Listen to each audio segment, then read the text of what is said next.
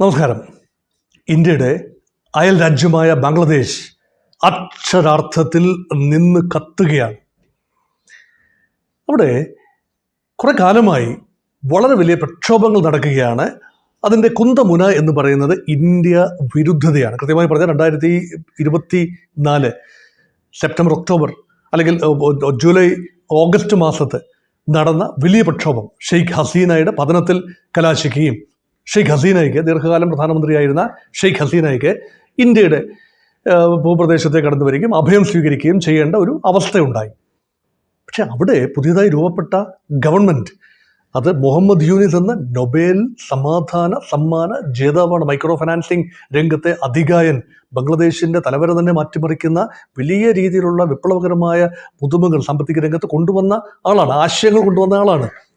അദ്ദേഹം നയിക്കുന്ന ഗവൺമെൻറ് ഇന്ന് ഏതാണ്ട് പൂർണ്ണമായി ചില റാഡിക്കൽ ഇസ്ലാമിസ്റ്റ് ഔട്ട്ഫിറ്റുകളുടെ കൺട്രോളിലാണ് എന്ന രീതിയിലാണ് കുറെ കാലമായി സംസാരം. അതിപ്പോൾ ഇതാ ഒരിക്കൽ കൂടി അതിരുവിട്ട് പോയിരിക്കുന്നു. ഇവിടെ ഷെരീഫ് ഹാദി, അദ്ദേഹം വധിക്കപ്പെടുകയാണ്. വിദ്യാർത്ഥി പ്രക്ഷോഭത്തിൻ്റെ നേതൃസ്ഥാനത്തുണ്ടായിരുന്ന ഹാദി ഒരു ഏതാനും കൊലയാളികളാൽ വധിക്കപ്പെടുകയാണ് ധാക്കയിൽ വെച്ച്. അപ്പോൾ ഹാദിയുടെ വധം ഉയർത്തിയ ഒരു വലിയ വികാരമുണ്ട്, ഇന്ത്യ വിരുദ്ധ വികാരം. എന്തുകൊണ്ട് ഇന്ത്യ വിരുദ്ധത? കാരണം ഹാദിയാണ് ഇന്ത്യക്കെതിരെ നിരന്തരമായി സംസാരിച്ചു കൊണ്ടിരിക്കുന്ന ആള്. ഷെരീഫ് ഉസ്മാൻ ഹാദി ഇന്ത്യ വിരുദ്ധതയിൽ ത്രൈവ് ചെയ്തു വന്ന് കേവലം 32 വയസ്സ് മാത്രം പ്രായമുള്ള ആൾ.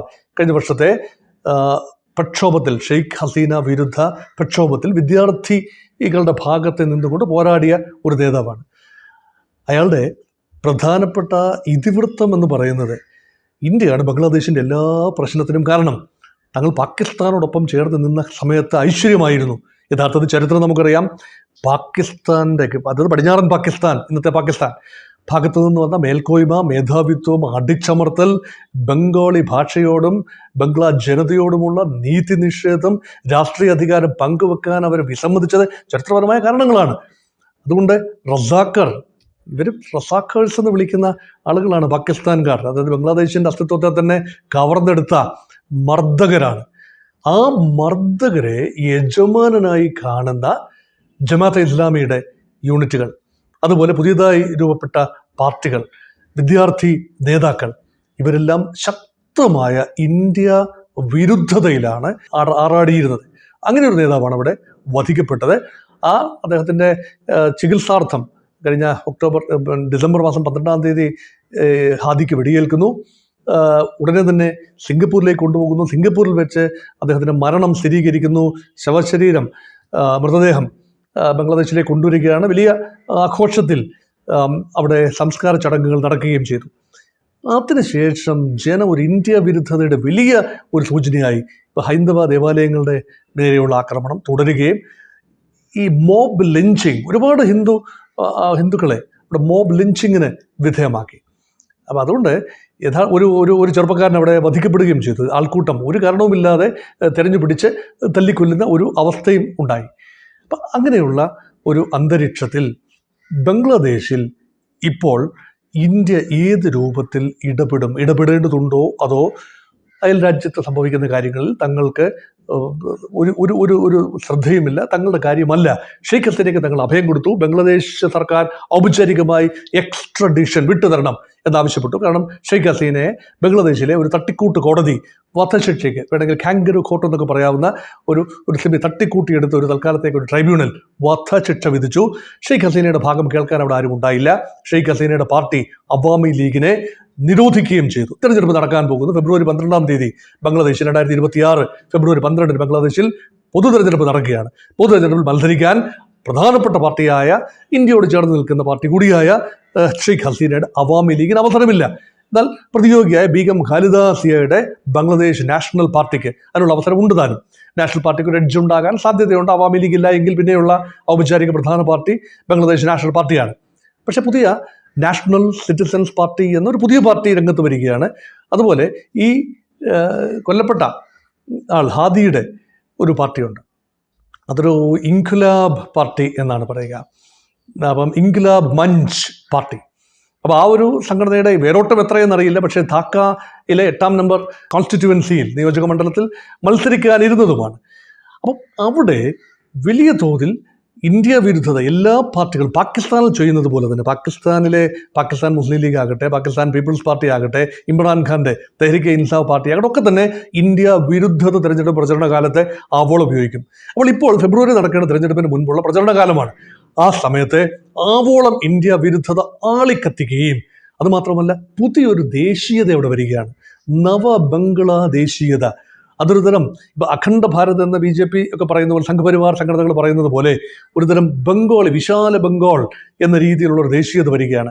അത് ഇന്ത്യയിലെ പശ്ചിമ ബംഗാളിനെ കുറിച്ച് അവർ കാര്യമായിട്ടൊന്നും പറയുന്നില്ല എങ്കിൽ പോലും ഇന്ത്യയുടെ വടക്ക് കിഴക്കൻ സംസ്ഥാനങ്ങൾ ബംഗ്ലാദേശിനോടൊപ്പം കൂട്ടിച്ചേർക്കേണ്ടതാണ്. അതൊരു വിശാല ബംഗ്ലാദേശീയതയുടെ ഭാഗമാണ്. നോക്കൂ, 7 സിസ്റ്റേഴ്സ് +1, സിക്കിമും അതോടൊപ്പം ചേർന്ന 7 സംസ്ഥാനങ്ങളും, ആസാം, മേഘാലയ, മണിപ്പൂർ, മിസോറാം, അരുണാചൽ പ്രദേശ്, നാഗാലാൻഡ്, ഈ സംസ്ഥാനങ്ങളൊക്കെ വടക്ക് കിഴക്കൻ സംസ്ഥാനങ്ങളാണ്. അവിടെ ആകെയുള്ള ബംഗാളി ജനത അല്ലെങ്കിൽ ബംഗ്ലാദേശി ജനതയുടെ ഒരു ചെറിയ ഭാഗമെങ്കിലും അല്ലെങ്കിൽ വംശീയമായ അടിസ്ഥാനത്തിലെങ്കിലും ചെറിയ വേരോട്ടമുള്ളത് ത്രിപുരയിൽ മാത്രമാണ്. ചെറിയൊരു ഭാഗം ആസാമിലുമുണ്ട്. ആസാമിൻ്റെ മുഖ്യമന്ത്രി ഹിമന്ത ബിശ്വ ശർമ്മ പറയുന്നത് 40% ആസാമികളും ബംഗ്ലാദേശിൽ നിന്നും അല്ലെങ്കിൽ മറ്റേ ബംഗാളിൻ്റെ ഭാഗത്തു നിന്നും കുടിയേറി വന്ന ആളുകളാണ്. അത് വലിയൊരു ഡെമോഗ്രാഫിക് പ്രശ്നമാണ് അവിടെ സൃഷ്ടിക്കുന്നത്. ആ ആസാമിൻ്റെയും വടക്ക് കിഴക്കൻ സംസ്ഥാനങ്ങളുടെയും ആകെ സുസ്ഥിരത അട്ടിമറിക്കപ്പെടാൻ Bangladesh planted people in the north east, especially in Assam and Tripura. അത് രണ്ടും ഇപ്പോൾ BJP ആണ് ഭരിക്കുന്നത് എന്നോർക്കണം.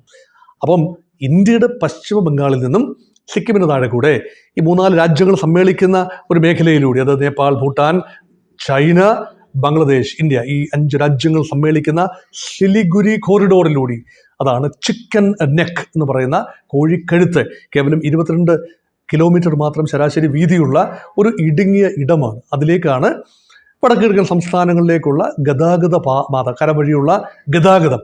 ആ പാത വലിയ ഒരു സുരക്ഷാ ഭീഷണി ഇന്ത്യക്ക് ഉയർത്തുന്നു, എക്കാലത്തും ഉയർത്തിയിരുന്നു. വേണമെങ്കിൽ വിഭജന സമയത്ത് കൂടുതൽ ഭാഗം ബംഗ്ലാദേശിൻ്റെ അല്ലെങ്കിൽ അന്നത്തെ കിഴക്കൻ പാകിസ്ഥാൻ്റെ കൂടുതൽ പ്രദേശങ്ങൾ നമുക്ക് കയറി പിടിക്കാമായിരുന്നു. അങ്ങനെയെങ്കിൽ ചിക്കൻ നെക്ക് ആ രീതിയിൽ ചിക്കൻ നെക്ക് ആകില്ലായിരുന്നു. അവിടെ ഒരു 40-50 കിലോമീറ്റർ വീതിയിൽ നമുക്ക് ഭൂമി ലഭിക്കുമായിരുന്നു. ഇപ്പോൾ തന്നെ ഏതാനും 10-25 കിലോമീറ്റർ ചതുരശ്ര കിലോമീറ്റർ ഭൂമി ഏറ്റെടുത്താൽ തന്നെ ചില നിർണായക സ്ഥലങ്ങളിൽ ഇന്ത്യക്ക് ഒരു മിലിറ്ററി അഡ്വാൻറ്റേജ് ഉണ്ടാകും. പക്ഷേ അതിനൊക്കെ സൈനിക നടപടി ആവശ്യമായി വരും. അതുകൊണ്ടാണ് ഹിമന്ത ബിശ്വ ശർമ്മ കഴിഞ്ഞ ദിവസം പ്രസ്താവനയിലൂടെ ആവശ്യപ്പെട്ടിരിക്കുന്നത്, പലപ്പോഴും ഒരു ട്രീറ്റ്മെൻറ്റിന് ചെറിയ രീതിയിൽ ലേപനങ്ങൾ ഒക്കെ പുരട്ടി ചെറിയ രീതിയിൽ ട്രീറ്റ്മെൻറ്റ് ചെയ്യാം, അല്ല എങ്കിൽ അത് കൺസൾട്ടേഷനോട് കുറേ തെറാപ്പികളൊക്കെ ചെയ്യാം. പക്ഷേ സർജറി വേണ്ടി വന്നാൽ സർജറി തന്നെ ആവശ്യമാണ്. എന്താണ് ഈ സർജറി എന്നതുകൊണ്ട് ഉദ്ദേശിക്കുന്നത് എന്നറിയില്ല. പക്ഷേ നമുക്ക് ഊഹിക്കാവുന്നത് ഒരു മിലിറ്ററി ആക്ഷനിലൂടെ ചിക്കൻ നെക്കിൻ്റെ വ്യാപ്തി വർദ്ധിപ്പിക്കുക, നമ്പർ 1. 2, ബംഗ്ലാദേശിൻ്റെ കിഴക്കൻ മേഖല, ചിറ്റഗോങ് മേഖല, തെക്ക് കിഴക്കൻ മേഖലയാണ്. അത് മ്യാൻമാറിനോടൊക്കെ അടുത്ത് കിടക്കുന്ന സ്ഥലമാണ്. നമ്മുടെ ഇന്ത്യയുടെ വടക്ക് കിഴക്കൻ സംസ്ഥാനം ത്രിപുരയുടെ തൊട്ട് തെക്കുള്ള ഭാഗമാണ്. അത് കടലോര മേഖലയുമാണ്. അപ്പോൾ ഇന്ത്യക്കിടെ വടക്ക് കിഴക്കൻ സംസ്ഥാനങ്ങൾക്ക് കടൽ തീരമില്ല എന്നതാണ് ഏറ്റവും വലിയ ലോജിസ്റ്റിക്കൽ പ്രോബ്ലം. അവിടെ സപ്ലൈ എത്തണമെങ്കിൽ സൈനികമോ സാമ്പത്തികമോ അല്ലെങ്കിൽ ജീവസന്ധാരണപരമോ ആയ കാര്യങ്ങൾ അവിടേക്ക് എത്തണമെങ്കിൽ ചിക്കൻ നെക്ക് വഴി മാത്രമേ പറ്റൂ. അല്ലെങ്കിൽ എയർലിഫ്റ്റ് ചെയ്യേണ്ടി വരും, വിമാനത്തിലൂടെ എയർലിഫ്റ്റ് ചെയ്യേണ്ടി വരും. അപ്പോൾ ബംഗ്ലാദേശിൻ്റെ എയർ സ്പേസ് ഭേദിക്കേണ്ടി വരും, അല്ലെങ്കിൽ ബർമയുടെ എയർ സ്പേസ് ഉപയോഗിക്കേണ്ടി വരും. ബുദ്ധിമുട്ടാണ്. അപ്പോൾ ആ ഒരു കണക്ടിവിറ്റി വളരെ പ്രധാനമാണ്. അതുകൊണ്ട് ചിറ്റഗോങ് മേഖല, അത് കോക്സ് ബസാർ, ചിറ്റഗോങ്, ഇതൊക്കെ തന്നെ ബംഗ്ലാദേശിൻ്റെ തെക്ക് കിഴക്കൻ മേഖലയാണ്. അത് ബേ ഓഫ് ബംഗാളുമായി അതിർത്തിയുള്ള തീരദേശ മേഖല കൂടിയാണ്. അത് ഏറ്റെടുക്കണം എന്ന രീതിയിൽ വ്യാപകമായ സംസാരം തിങ്ക് ടാങ്കുകളിൽ ഇന്ത്യക്കുള്ളിൽ നടക്കുന്നു, ആസാമിനുള്ളിൽ നടക്കുന്നു, ഇന്ത്യയുടെ വിവിധ ഭാഗങ്ങളിൽ നടക്കുന്നു.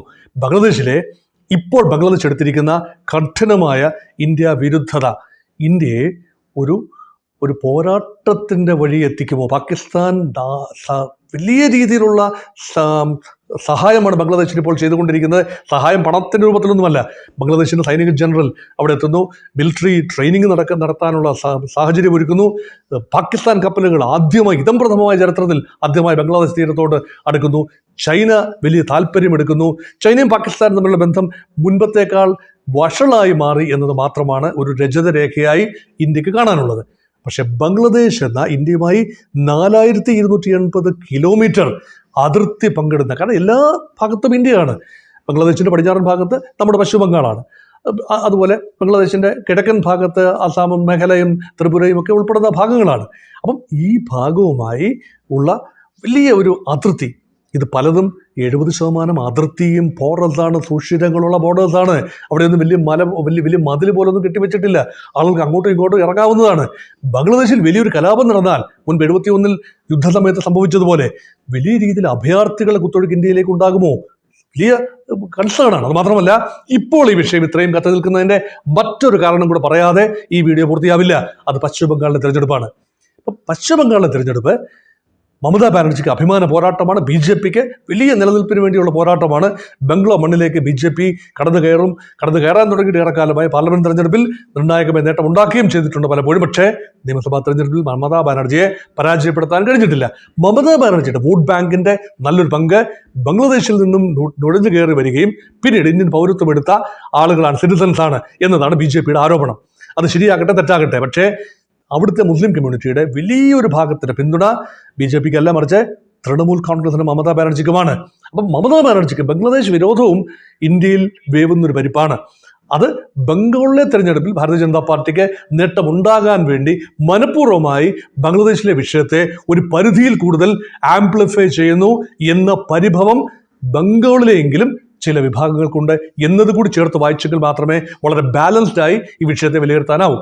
അതുകൊണ്ട് എന്ത് പറഞ്ഞാലും വളരെ നിഷ്പക്ഷമായി ഇതിനെ കാണുമ്പോൾ ഇന്ത്യയുടെ അയൽരാജ്യം അസ്ഥിരമാകുന്നത്, പാകിസ്ഥാനാകട്ടെ ബംഗ്ലാദേശ് ആകട്ടെ, അസ്ഥിരമാകുന്നത് ഇന്ത്യയുടെ ദീർഘകാല ലക്ഷ്യങ്ങൾക്ക് അത്ര ഉചിതമല്ല. അതുകൊണ്ട് വലിയൊരു സംഘർഷത്തിലേക്കോ യുദ്ധത്തിലേക്കോ ഇന്ത്യ വലിച്ചിഴക്കപ്പെടാതെ ഇരിക്കട്ടെ എന്ന ആശംസയോടെ ആഗ്രഹത്തോടെ നിർത്തുന്നു.